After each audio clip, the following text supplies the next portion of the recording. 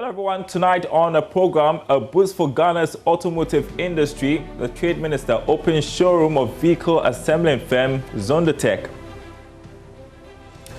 Also ahead, forget the figures, let's deal with reality. General Secretary of GAU, Edward Carraway's take on the Greek sector's performance last year. Our focus should be what is on the ground rather than the figures. You know, when we go on the ground and the food situation is good, the people themselves will state it. Also tonight, a fresh juice business with high ambitions. The Joy Business Van visits Mekwa's Fresh Squeeze. My name is Darryl Kwao. This is Business Live. We've got details after this break.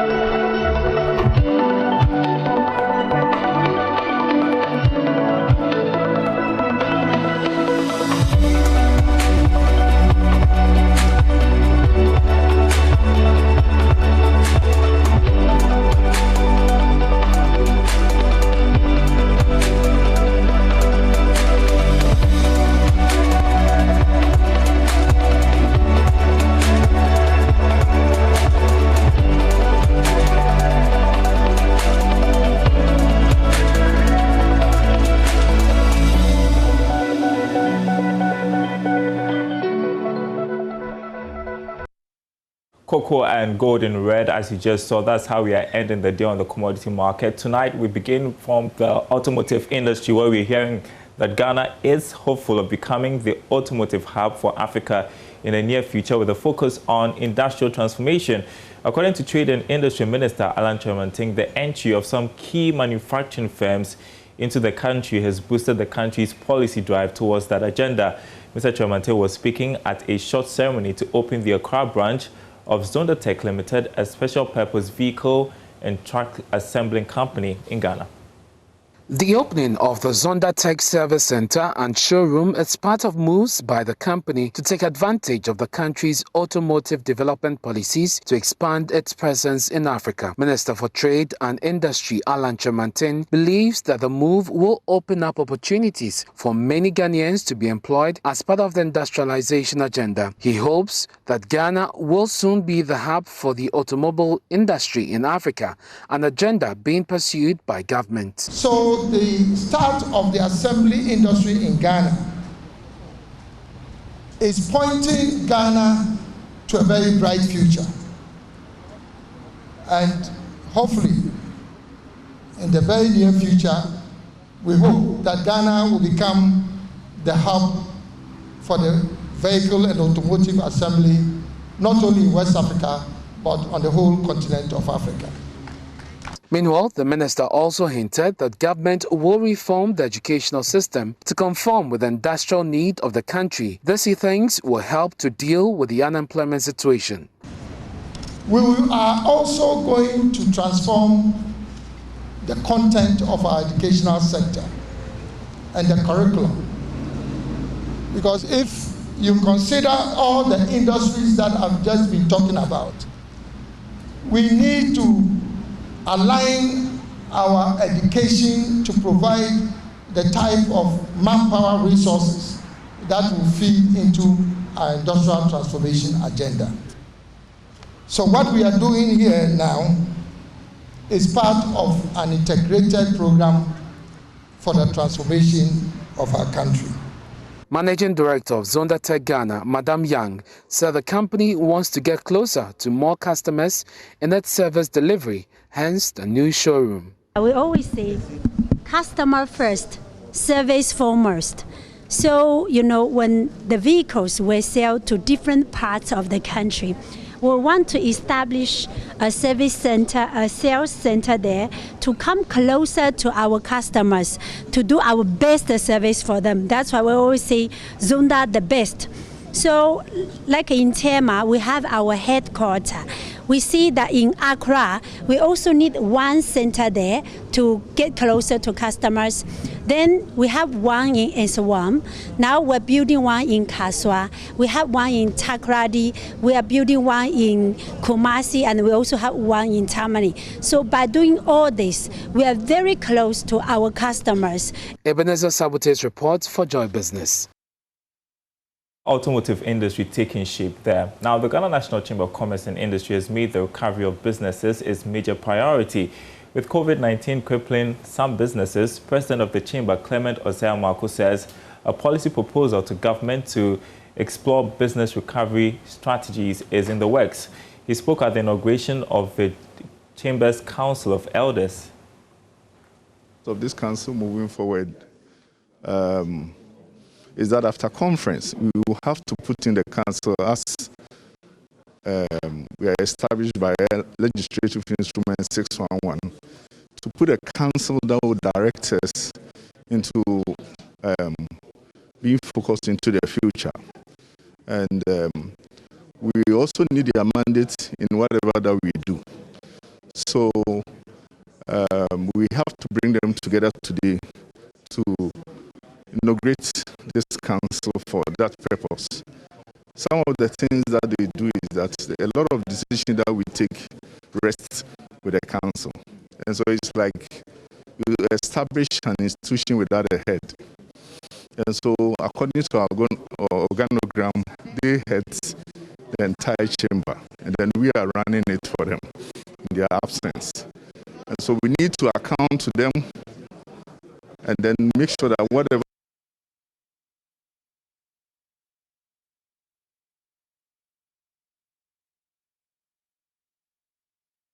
All right, so that was a ceremony to inaugurate the council for the Ghana Chamber of Commerce and Industry. Let's move on now to one of our top stories tonight. The General Secretary of the General Agricultural Workers Union, Edward Karuwe, says the economy appears to look good on paper, but the figures do not reflect the reality. He was reacting to recently released GDP growth numbers, which showed the agri sector contributed significantly to the marginal growth witnessed last year. Good. But you see, because we don't actually eat figures, but we eat what is on the ground. When you look at the performance vis-a-vis, but we eat what is on the ground. When you look at the performance vis-a-vis GDP, it looks good. But when you go on the ground, that is a different story. And our focus should be what is on the ground rather than the figures. You know, when we go on the ground and the food situation is good, the people themselves will state it, you know, and that is what we should be looking at. We have over-depended on figures and GDP for a long time that we now think that GDP figures per themselves constitute a real living standard for our people. It is not. The real living standard is measured on the ground. Well, that is the artificial one. But when you want to test the GDP, you go on the ground and test it. And when you go on the ground, it's a different story altogether. Now, the Chamber of Aquaculture is calling on government to waive taxes on importation of raw materials used in producing feed for fishes. According to its CEO, Jacob Ajika, these high import taxes have increased the cost of production. He also urged government to prioritize the health of fishes by instituting policies to safeguard the seas to boost yield. That are impeding the growth of the aquaculture sector. You know, for example, we have issues like high cost of production. That is directly linked to the cost of producing fish feed in the country. At the moment, feed manufacturers or producers pay importers on some of the imported raw materials. What we should be looking at is providing some sort of importers waiver for these raw materials. And if they're able to do that, the effect is that it will trickle down all the way to the farmer, because cost of feed will be less. It's going to encourage a lot of people to go into aquaculture production. And the other thing is we need to look at the fish health issues that's affecting aquaculture production. As you're aware, 2 years ago we had massive fish kill as a result of the ISKNV virus that affected almost every farm. That, in a way, led to collapse of many farms, especially smallholder farms. The commercial farms, of course, are also struggling to bounce back. So if we focus a lot on fish health management, if we invest into this sector, we're going to diagnose disease on time, we're going to prevent outbreak of diseases on farms, and if you're able to control that, it means we are not going to witness any massive mortality. That means farmers at the end of the production cycle will have their fish to sell, get more money, continue to scale up the production, create more jobs, and contribute to national food security. Well, from fish to poultry, and farmers have been asked to add value to their chicken products to increase sales. According to agricultural economist Isaac Nunu, selling specific parts of chicken will increase the profitability of poultry farmers here in Ghana. Anita Sewa-Juga has more in this report. Selling specific parts of chicken can give customers a wide range of choice. For a competitive edge, poultry farmers have been asked to explore opportunities in the poultry value chain. Isaac Nuno is a lecturer at the Department of Agricultural Economics, Agribusiness and Extension at the Kwame Nkrumah University of Science and Technology. They can actually add value to the poultry products. So they can go into specific parts, like it is imported, that they import the wings, they import the thighs, they import the breast, they import other parts of the poultry. So I think they should go into developing or like putting them into parts and selling. If they're able to do that, there will be a bigger market for them. People are trying to increase the level of consumption of the poultry products, but they can't afford the whole, like a whole chicken. So they can afford the parts. It can be the thighs, it can be the wings. So therefore, going into sales of parts, putting them into parts, they can make some good money out of it. They can also go into the processing of it into other things. Yeah. Speaking at a poultry youth mentorship and business boot camp, Mr. Nuno urged the youth to venture into poultry farming. The poultry industry has a very good potential, especially for the youth to venture into it. People have done it and succeeded, so therefore they can also do it and succeed. They just have to put across a good business plan, have to learn about the business, take mentorship from those who have experience in it, and take the bold step into it, and they are good to go. They can make a good business out of it. Yeah. The poultry mentorship program has opened economic opportunities for young graduates. It is organized by the United States Department of Agriculture under the Ghana Poultry Project. Anita Sewa-Juga reporting. And you're watching Business Live. Ahead in the bulletin, a fresh juice business with high ambitions. The Joy Business van will be visiting Mekwat's first squeeze after this break.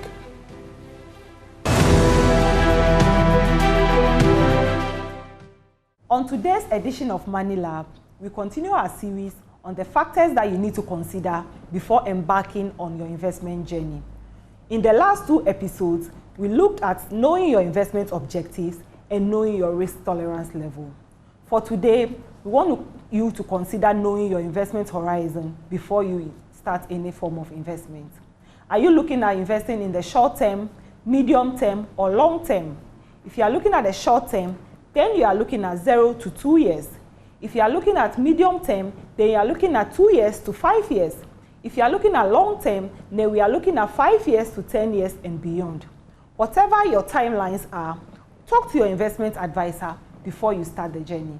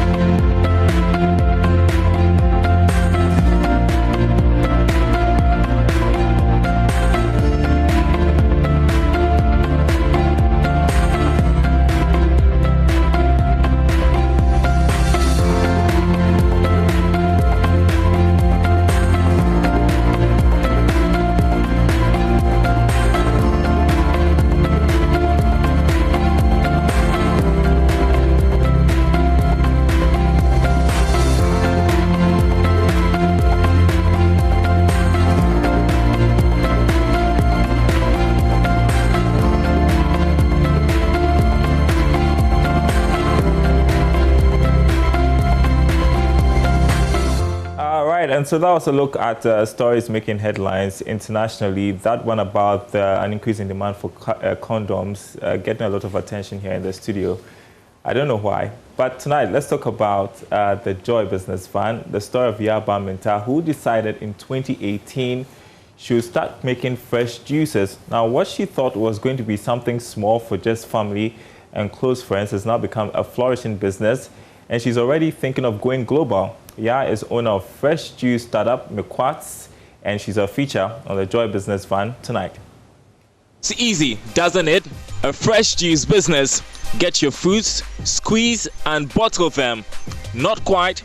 There are many other things to think about, and I discovered that at Mequats Fresh Squeeze, a fresh juice startup owned by Yaba Minta. Hi. Hello there.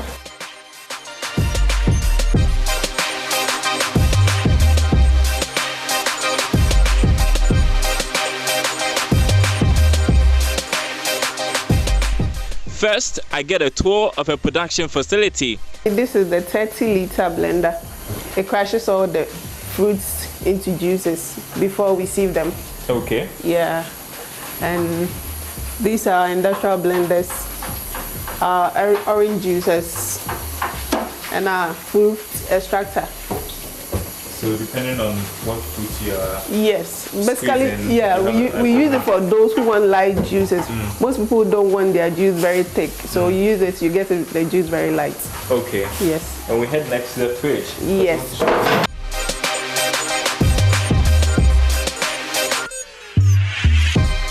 All these equipment in her kitchen transformed into a juice factory, producing thousands of bottles of fresh juice. And to think it was not exactly one of her life ambitions. The brain behind it was my daughter. She got sick, I think in 2016 December. Her tummy was hurting so bad, so we took her to the doctor. And the doctor said the stomach was sore and all sorts of things, so we should stop the fizzy drinks and start with natural fruits chops for her to be taken for some time. So we came home after her admission for about 2 weeks. We came home, well, then I will start by introducing her to fruit juices. I'll do it, then I'll ask her, taste it, do you like the taste? Then she'll say no. I'll do some and she'll say, okay, this is really nice. I want to be taking this one to school every day. So we started by doing that. Ya then began to make a little more for family and close friends. An unfortunate incident, however, triggered production on a larger scale. She lost her husband, and Ya, who was then running a boutique, had to fend for her family. It became difficult. It became very difficult because the boutique, it was basically crediting and living your life and a kid, your life or your daughter's life on crediting stuff to people wasn't going to be the best. So I decided that, okay, let me do this. Since this, I have customers and people who buy it even daily and weekly basis, I can add it to it. Ya had to sit back and strategize on how to create a marketable fresh juice brand. A year on, it appears she succeeded. Today, she's unable to keep track of the bottles of fresh juice she produces. She supplies for top hotels and sets out for social and corporate events.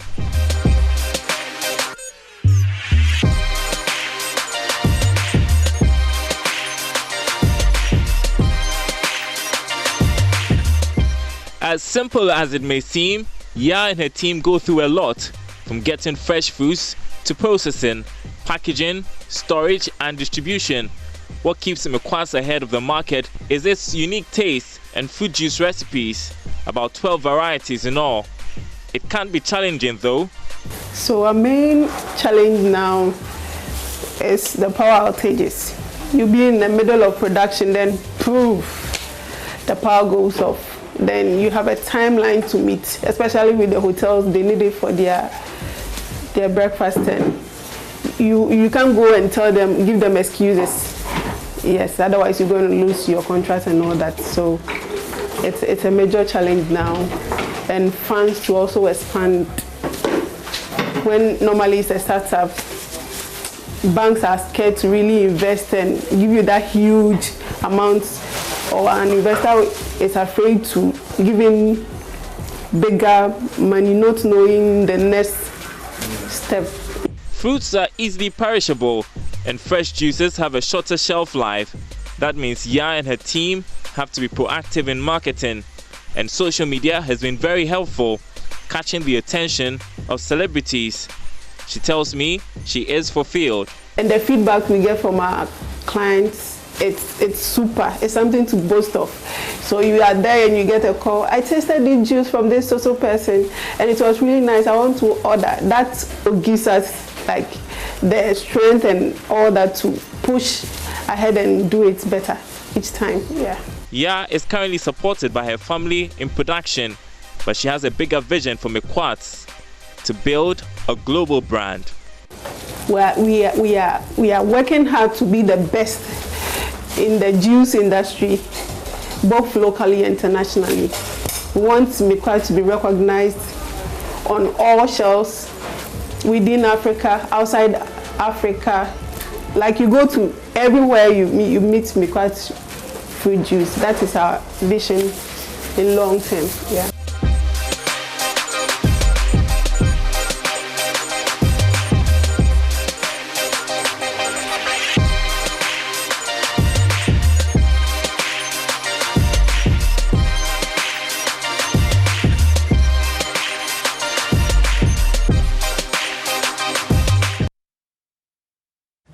And isn't that really impressive? We are done for tonight, but before we go, I want to show you what's making headlines on our website, myjoyonline.com/business. Government aired to defer implementation of 5% levy on banks' profits. Also, oil prices to average $56 a barrel in 2021, according to the World Bank. You can read more on that and other stories, including that one you're seeing on your screen right now, the FAEO signing historic Africa-Asia-Pacific Accord in Zambia.